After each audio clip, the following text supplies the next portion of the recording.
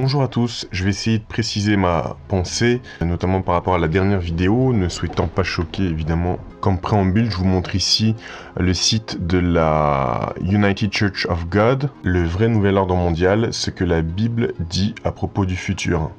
Ici, sur Christianity Today, ça nous dit le 21e siècle nous appelle pour laisser tomber nos vieux modèles du 19e siècle. Ici, les chrétiens ne doivent pas avoir peur d'un nouvel ordre mondial. Ici, c'est le site web de l'université de Yale, et je vous demanderai de bien retenir ça parce que Yale, c'est là où il y a la société secrète Skull and Bones. Et ici, ça nous dit « Chercher la lumière, une nouvelle génération ». New World Order of Worship, ce qui veut dire nouvel ordre mondial de l'adoration, de la vénération. Ici, nouvel ordre mondial United Church of God, donc Église unifiée, le Nouvel Ordre mondial et l'Église chrétienne, etc. Donc c'est ça que je souhaitais que vous ayez en tête avant de commencer la vidéo. It is a big idea, a new world order, where diverse nations are drawn together in common cause to achieve the universal aspirations of mankind, peace and security, freedom, and the rule of law. Je me suis souvenu aussi que Hulk Hogan, qui a fait partie du groupe de catch New World Order, Nouvel Ordre Mondial, et Hulk Hogan, il faut savoir qu'il habite depuis longtemps à Clearwater, dont les habitants sont composés à 90% de scientologues. Donc il est très probablement scientologue, même si on n'a pas de source. Et ce qui est intéressant, c'est qu'en 2023, il est devenu baptiste, chrétien évangélique. Et ce qui est encore plus intéressant, c'était les clips promotionnels de catch de son groupe Nouvel Ordre Mondial. Ça en dit quand même très long.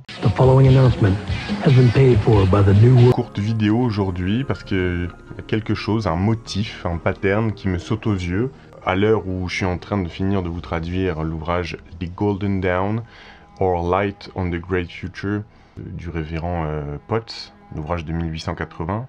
Et tenez, alors que je suis en train aussi d'écouter cet album pendant ce temps-là, Couleur de l'arc-en-ciel s'appelle le morceau, et il démarre en disant « Mother love nature »,« Mère nature semble aimer ».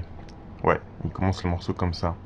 Et en fait, j'étais en train d'écouter des artistes à la fois soul et new age des années 70. On a ici donc cet album Visions of a New World, Vision d'un nouveau monde, de Lonnie Liston Smith et des Cosmic Echoes.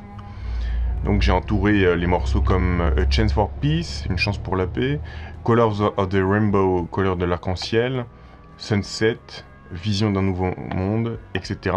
Et j'ai pensé aussi immédiatement à l'album New World Order, qui veut dire Nouvel Ordre Mondial, de Curtis Mayfield, de 97. Ce qui est triste, c'est qu'il a un morceau qui s'appelle Here But I'm Gone, donc ici mais je suis parti. Et vérifié sur Wikipédia, mais il est mort après cet album Nouvel Ordre Mondial.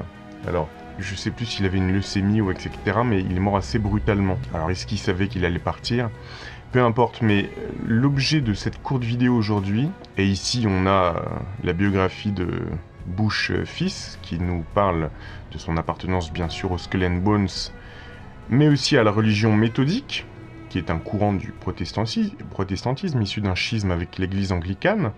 Eh bien, l'idée aujourd'hui, ça va être de sortir du prisme Bush, enfin ça fait partie des chrétiens qui en réalité sont des satanistes, etc. Si on opte pour la version soft des choses, la plus soft des choses, on va s'en tenir uniquement aux faits. Le point commun entre tous ces gens qui nous parlent d'un nouvel ordre mondial, alors est-ce qu'ils nous parlent du même nouvel ordre mondial ?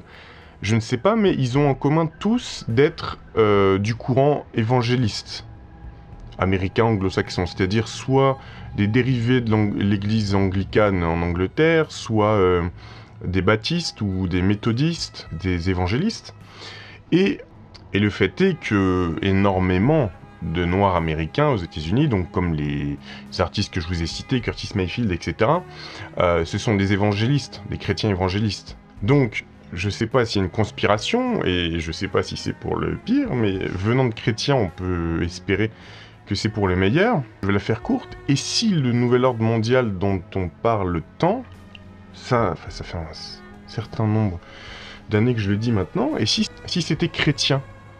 Alors, probablement pas catholique romain, mais plutôt le christianisme finalement souvent ésotérique des évangélistes. Et pour parler des Skull and Bones, puisque je parlais de Bush, qui lui est un blanc, mais je veux dire, il y a plein de protestants et d'évangélistes aux États-Unis, évidemment. Les Skull and Bones, c'est une secte occulte, mais malgré tout ce qu'on a pu dire et malgré le fait que leur rituel soit sombre, etc., c'est le chrétien né de nouveau. Les hommes sont tous égaux dans la mort. La mort fait disparaître les différences. Vous allez chacun prendre votre pelle et creuser le sol à l'endroit où vous êtes. Vous allez mourir ce soir pour renaître et s'installer au sommet de tous les secteurs importants de la société américaine, à des postes de pouvoir et d'influence. Peu d'hommes savent ce que c'est que de creuser sa propre tombe. Désormais, vous en faites partie.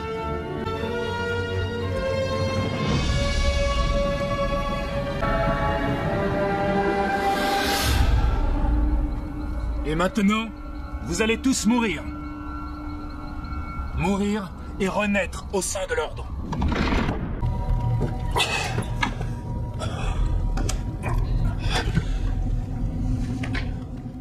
Notamment dans le rituel pour les nouveaux étudiants qui y arrivent, le fait qu'on les fait renaître dans un cercueil au début de leur initiation.